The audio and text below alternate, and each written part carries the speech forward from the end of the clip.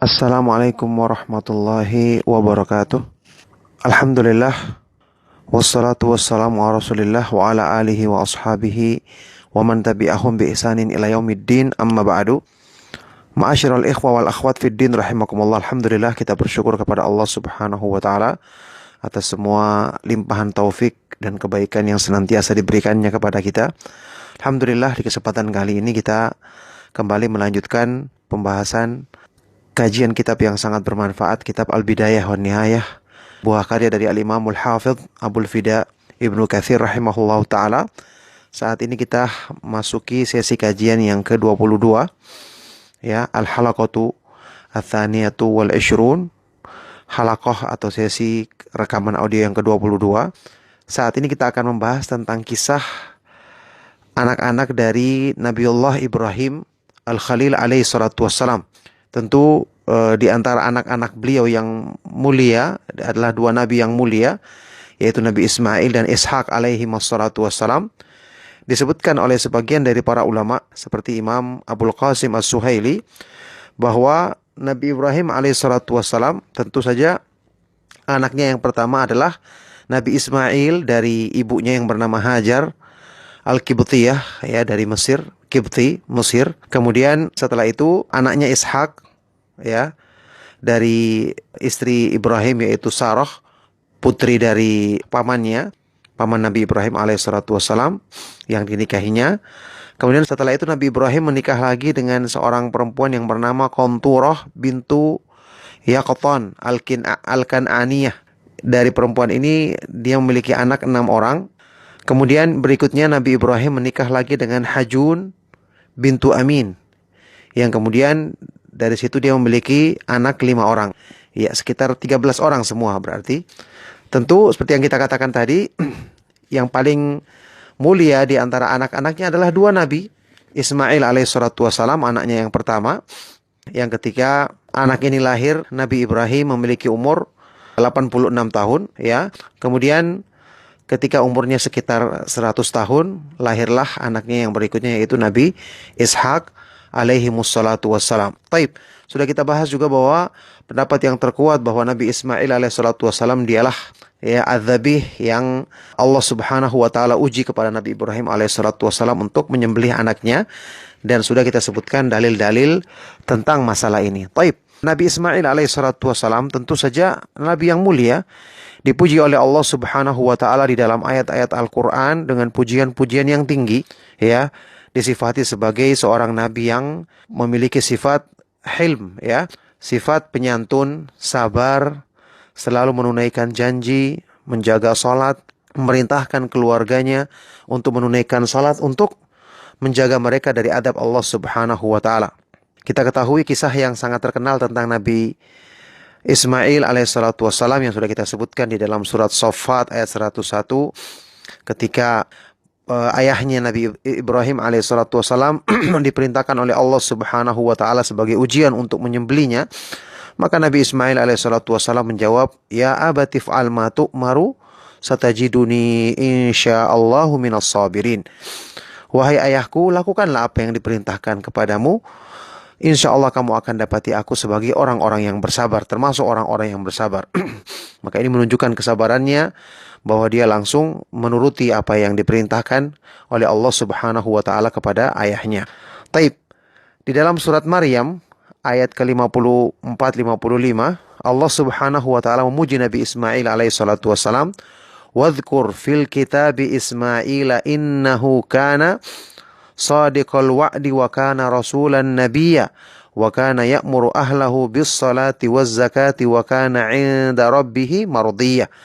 Sebutkanlah, ceritakanlah di dalam kitab Al-Qur'an tentang Nabi Ismail alaihissalatu wassalam. Sungguhnya dia adalah seorang yang selalu menepati janjinya dan seorang rasul sekaligus nabi yang mulia.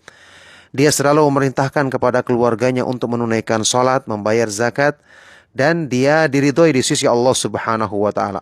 Ini Nabi Ismail alaihissalatu wassalam.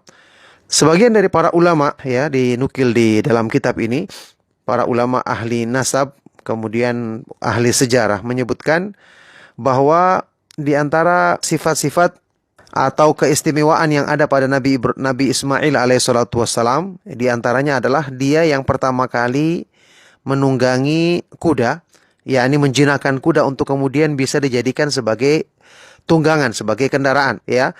Yang sebelumnya hewan ini ya liar, ya, tidak bisa ditunggangi oleh manusia. Maka disebutkan di sini bahwa Nabi Ismail alaihissalatu wassalam berdoa, ya, untuk kemudian kuda ini bisa ditunggangi. Dan disebutkan di sini sebuah hadis dari Rasulullah Shallallahu Alaihi Wasallam, akan tetapi dalam sanadnya ada rawi yang majhul, tidak dikenal, ya. Lafaz hadis itu, ya, disebutkan bahwa Rasulullah Shallallahu Alaihi Wasallam bersabda, ittakhadul khail wa taqibuha fa innaha mirathu abikum Ismail.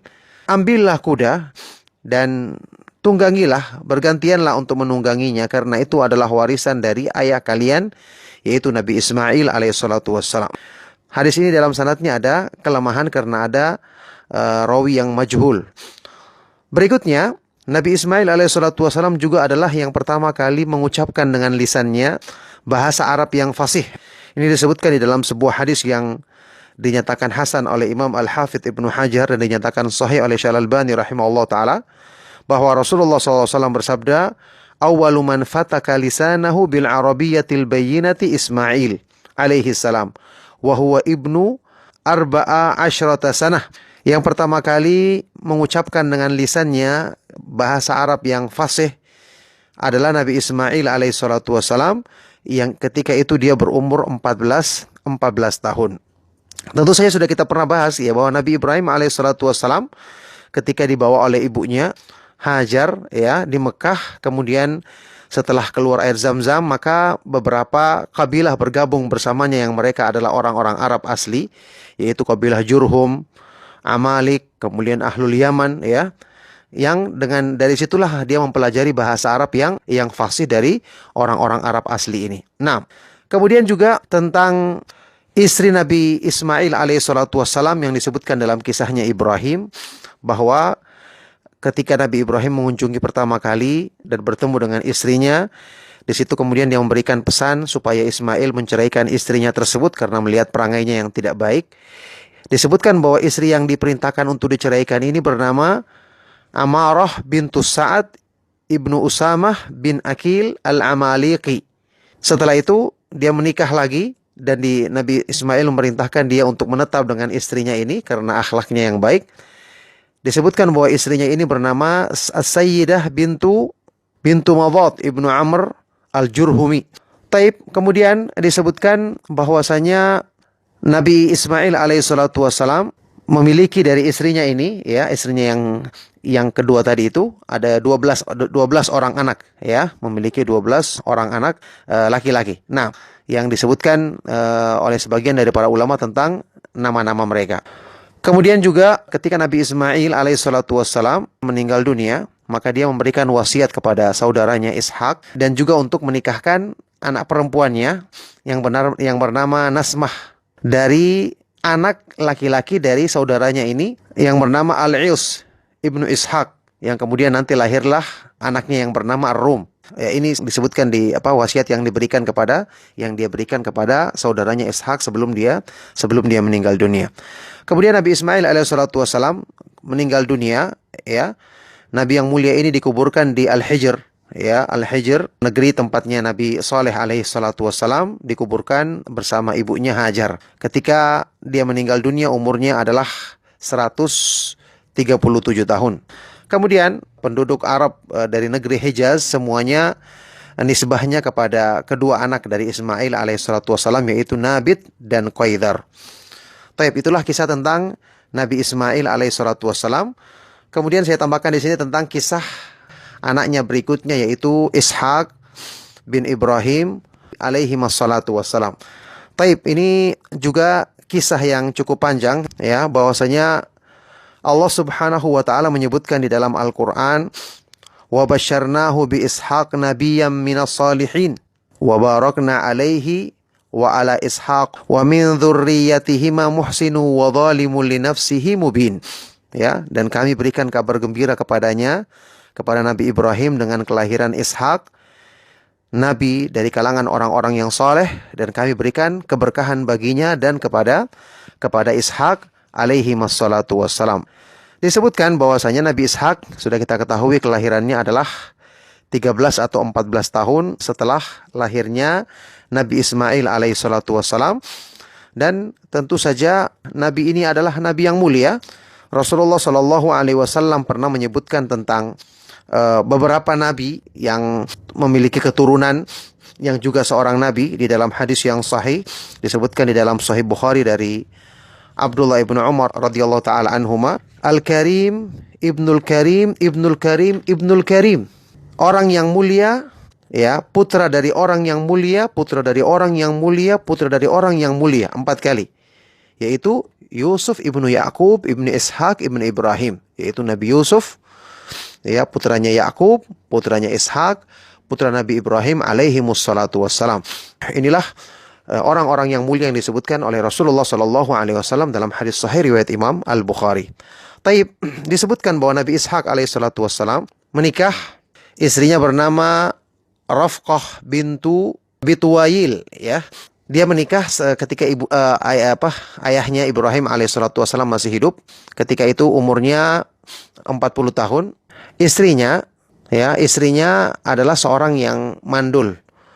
Kemudian Nabi Ishak alaihissalatu wassalam berdoa kepada Allah Subhanahu wa taala agar diberikan keturunan. Akhirnya kemudian istrinya pun melahirkan 2 anak kembar, ya. Yang pertama namanya adalah Isu, atau dalam bahasa Arab dinamakan dengan Al-Ils. Inilah yang menjadi ayahnya orang-orang Romawi setelah itu. Kemudian yang kedua, ya, anak kembar yang kedua keluarnya sambil dia memegang tumit saudaranya yang pertama kali keluar. Maka dinamakan dengan Yakub. Aqaba Yakub, ya. Akib dalam bahasa Arab artinya adalah tumit, karena dia keluar sambil memegang tumit saudara kembarnya. Itulah Nabi Yakub alaihissalatu wassalam, dan dialah yang dinamakan dengan Israel. Disebutkan nanti dalam riwayat malaikat menyebutnya, dipanggil dengan Israel, yang inilah merupakan dinisbatkan kepadanya Banu Israel, ya, orang-orang dari kalangan Bani Israel. Disebutkan dalam kisah ini bahwa Nabi Ishak alaihissalatu wassalam lebih mencintai anak yang pertama, yaitu Al-Is, lebih daripada kecintaannya kepada Yakub, ya, karena itu anaknya yang pertama. Adapun ibunya lebih cinta kepada anaknya yang lebih kecil, yaitu Yakub. Suatu saat Nabi Ishak alaihissalatu wassalam meminta kepada anaknya Al-Is, anaknya yang paling besar, untuk berburu, untuk dihidangkan kepadanya makanan yang dia inginkan. Intinya, singkat kisahnya, ternyata ketika itu ibunya, ya, memerintahkan kepada Yakub untuk menghidangkan makanan tersebut, sehingga jadinya setelah itu Nabi Ishak mendoakan kebaikan untuk anaknya ini, ya, ketika dia sudah tua dan dia menyangka anaknya ini adalah anaknya yang pertama.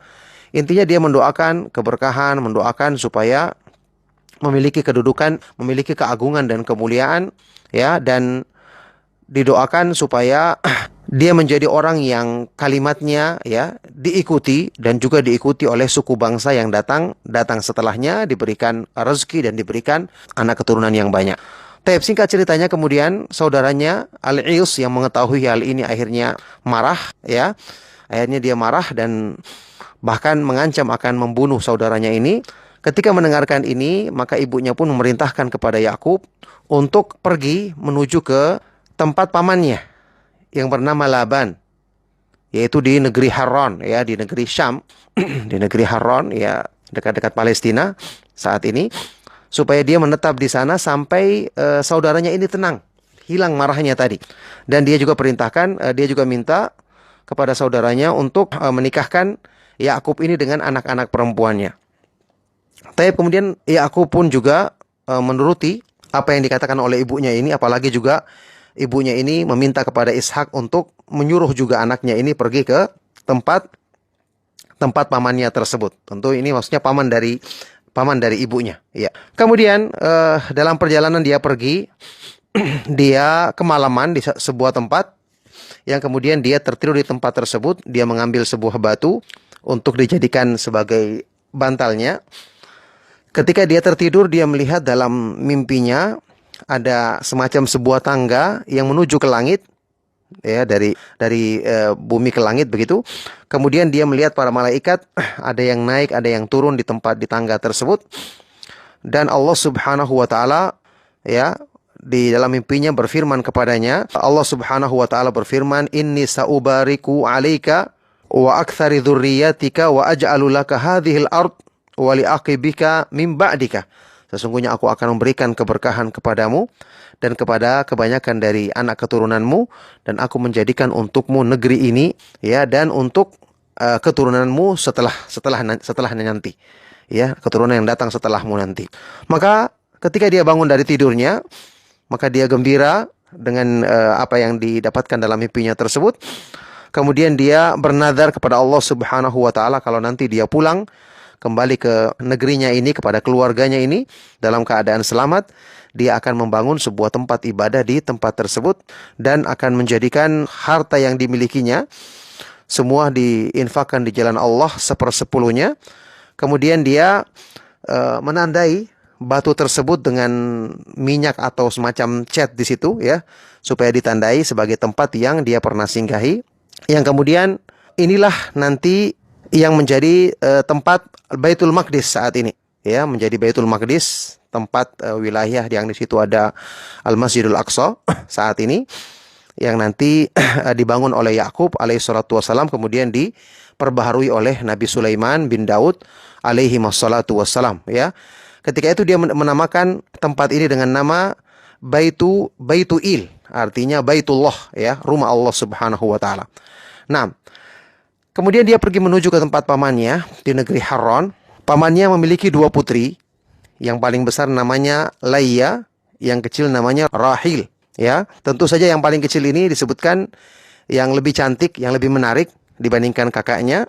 Kemudian dia melamar adiknya Rahil yang cantik tentu saja. Pamannya menerima dengan syarat dia menjadikan maharnya dengan menggembalakan kambing selama 7 tahun, ya. Kita ketahui dalam hadis yang sahih riwayat Imam Bukhari, Rasulullah SAW memang telah menyebutkan, ma ba'athallahu nabiyan illa ra'al ghanam, ya, tidak Allah mengutus seorang nabi kecuali nabi itu akan mengembalakan kambing. Taib. Kemudian singkat ceritanya, setelah berlalu masa pengembalaan 7 tahun, kemudian pamannya mengadakan pesta, kemudian membawa istrinya kepadanya di malam hari. Ternyata yang dibawakan kakaknya, Laia, yang tentu tidak cantik seperti adiknya. Setelah dia bangun di pagi hari, akhirnya dia datang mengadu kepada pamannya, kenapa kamu membawa kepadaku yang besar sementara aku melamar yang kecil? Maka pamannya mengatakan, bukan merupakan kebiasaan kami menikahkan sang adik sebelum kakaknya menikah. Tapi kalau kamu mau, maka kamu lakukan lagi 7 tahun mengembalakan kambing, maka saya nikahkan kamu dengan adiknya. Tentu ini di syariat kita, ya, menggabungkan antara adik dengan kakak dalam dinikahi dua-duanya tidak diperbolehkan. Dikatakan di sini bahwa itu diperbolehkan di masa tersebut, yang kemudian setelah turunnya Taurat itu dimansuh menjadi dilarang begitu dalam agama mereka. Awalnya diperbolehkan, apalagi ini perbuatan nabi yang tentu diperbolehkan di dalam syariat sebelumnya tersebut. Nah, kemudian setelah itu singkat cerita, Allah Subhanahu wa taala kemudian menganugerahkan kepada Nabi Yakub alaihissalatu wassalam anak-anak keturunan. Pertama dari yang besar tadi, Laia, Allah Subhanahu wa taala tutupi kelemahannya dengan dia memiliki banyak keturunan, ya. Anak yang dari Yakub alaihi salatu wassalam, yang kemudian pertama dia memiliki beberapa orang anak yang kemudian menjadi sebab Rahil kemudian cemburu, yang kemudian Rahil memberikan kepada Yakub, ya, istrinya yang kedua tadi Rahil, kemudian menyerahkan kepada Yakub budak perempuannya supaya menjadi halal, ya. Kemudian dari budaknya ini lahirlah anak juga bagi Yakub, ya, disebutkan semua nama-namanya di sini. Kemudian setelah itu Yakub juga akhirnya memiliki anak tambahan lagi dari Laia, kemudian dari budak perempuannya. Kemudian setelah itu juga istrinya yang kedua yaitu Rahil juga melahirkan anak, ya. Dan nanti anaknya adalah Nabi Yusuf alaihi salatu wassalam, ya. Ketika dia berdoa kepada Allah Subhanahu wa taala, kemudian Allah Subhanahu wa taala mengabulkan doanya, jadi doa Rahil, ya, ibunya, maka dia melahirkan seorang anak yaitu nabi yang mulia, yang terkenal dengan ketampanannya dan akhlaknya yang mulia tentu saja, yaitu Nabi Yusuf alaihi salatu wassalam, yang ketika itu tentu saja ini anak-anaknya yang lahir ketika dia tinggal di negeri, di tempat pamannya, yaitu di negeri Haran, yang ketika itu dia masih mengembalakan kambing. Kemudian tentu saja setelah itu Allah Subhanahu wa taala perintahkan dia untuk kembali ke negeri tempat tinggal ayahnya, tempat tinggal asalnya, ya.